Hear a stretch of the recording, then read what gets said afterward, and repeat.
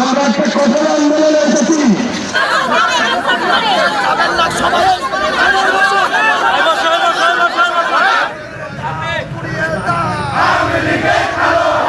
আমরা 17 বছরের নির্যাতিত, এখনো নির্যাতিত, প্রশাসনের কাছে আমরা এটা জবাব চাই। খোকন সহ তার 2 ছেলেকে আমাদের মাঝে ফেরত দেবে, এই কারণে আমরা লালপুর থানার বিশৃঙ্খলা বন্ধ করুন। আমি বলছি বিশৃঙ্খলা বন্ধ করুন। আমরা একটা আন্দোলনে এসেছি, আমরা একটা কঠোর আন্দোলনে এসেছি। আমরা আজকে এই আওয়ামী লীগ বছরের কারণে নির্যাতিত হয়েছি।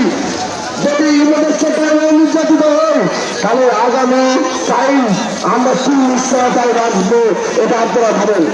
আমরা তাদের জন্য দৃষ্টি আকর্ষণ করেছিলাম, ওদের জন্য ওদের রাস্তায় করেছিল সে আমাদের আসামিকে নির্মমভাবে শিকার হয়েছে এবং আমাদের আসামিকে অমরভাবে গ্রেপ্তার করা হয়েছে। অবিলম্বে তাকে মুক্তি দেওয়ার কথা ছিল, কিন্তু তারা সেটা করে নাই।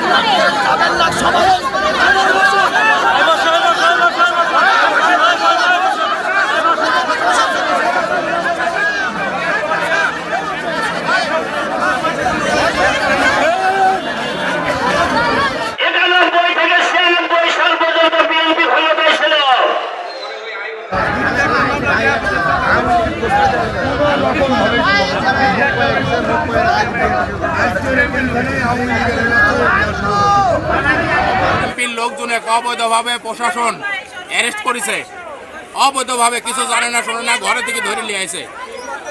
আমরা 17 বছরের নির্যাতিত, এখনো নির্যাতিত, প্রশাসনের কাছে আমরা এটা জবাব চাই।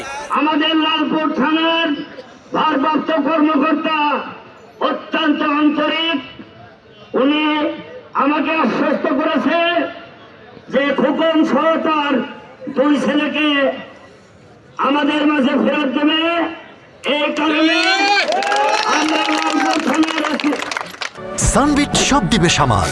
সানবিট ম্যাজিক প্রেস ডিশওয়াশিং এর মাথা ঘোরানো সলিউশন। সেনাবাহিনী আমাকে না জানিয়ে কাজ করে, ঠিক আছে, করেছে, আসুক, ডাকতেছি, আসুক আসুক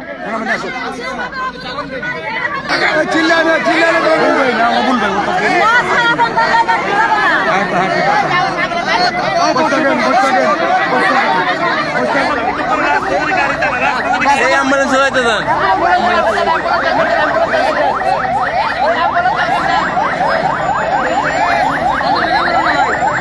ভিডিও করো না।